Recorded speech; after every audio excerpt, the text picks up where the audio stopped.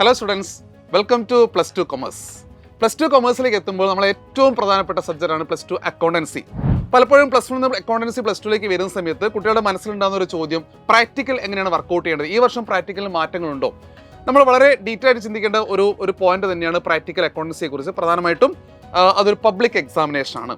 Plus two അക്കൗണ്ടൻസിയുടെ practical എന്ന് പറയുമ്പോൾ അത് പബ്ലിക് എക്സാമിനേഷൻ ആണ്. നിങ്ങൾക്ക് ഏറ്റവും കൂടുതൽ മാർക്ക് സ്കോർ ചെയ്ത് തരുന്ന ഒരു ഭാഗമാണ് കമ്പ്യൂട്ടറൈസ്ഡ് അക്കൗണ്ടിങ്. നിങ്ങൾക്കറിയാം, അക്കൗണ്ടൻസി 2 സ്ട്രീം പഠിക്കുന്നുണ്ട്. AFS അനാലിസിസ് ഓഫ് ഫിനാൻഷ്യൽ സ്റ്റേറ്റ്മെന്റും അതുപോലെ തന്നെ കമ്പ്യൂട്ടറൈസ്ഡ് അക്കൗണ്ടിങ്ങും CAS-ഉം. ഈ CAS സ്ട്രീം പഠിക്കുന്ന കുട്ടികൾക്കാണ് പ്രാക്ടിക്കൽ ഉള്ളത്. അവർക്ക് കമ്പ്യൂട്ടറൈസ്ഡ് അക്കൗണ്ടിന്റെ പ്രാക്ടിക്കൽ 40 മാർക്കിനാണ് വരാൻ പോകുന്നത്. 20 മാർക്സിന്റെ തിയറിയും അവർ പബ്ലിക് എക്സാമിന്റെ കൂടെ എഴുതണം. അതുപോലെ തന്നെ 40 മാർക്കിന്റെ പ്രാക്ടിക്കലും. അങ്ങനെ 60 മാർക്സിന് വലിയൊരു സ്കോറിലേക്കാണ് കമ്പ്യൂട്ടറൈസ്ഡ് അക്കൗണ്ടിന്റെ മാർക്ക് പ്രാക്ടിക്കൽ കിടക്കുന്നത്. ഇനി ഈ വർഷം മുതൽ പ്രാക്ടിക്കലിന് മാറ്റങ്ങൾ എന്തെങ്കിലും ഉണ്ടോ? നിങ്ങൾക്കറിയാം, പ്രാക്ടിക്കൽസ് എക്സാമിനേഷൻ എന്ന് പറയുമ്പോൾ പബ്ലിക് എക്സാമിനേഷൻ ആണ്.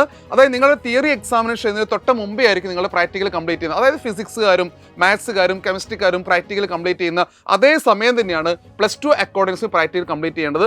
അപ്പോൾ നിങ്ങൾ പ്ലസ് ടു സ്ട്രീമിലേക്ക് വരുമ്പോൾ നമ്മൾ വെറും തിയറി സബ്ജക്റ്റുകൾ മാത്രമല്ല, അതിന്റെ കൂടെ തന്നെ പ്രാക്ടിക്കലും പഠിച്ചു തുടങ്ങാൻ പോവുകയാണ്. നോർമലി നമുക്ക് 2 സബ്ജക്റ്റുകൾക്കാണ് പ്രാക്ടിക്കൽ എക്സാമിനേഷൻ വരുന്നത്. അതായത് ഒന്ന് അക്കൗണ്ടൻസി ആണ്, അതായത് കമ്പ്യൂട്ടറൈസ്ഡ് അക്കൗണ്ട് സ്ട്രീം ആണെങ്കിൽ ഒന്ന് അക്കൗണ്ടൻസി ആണ്.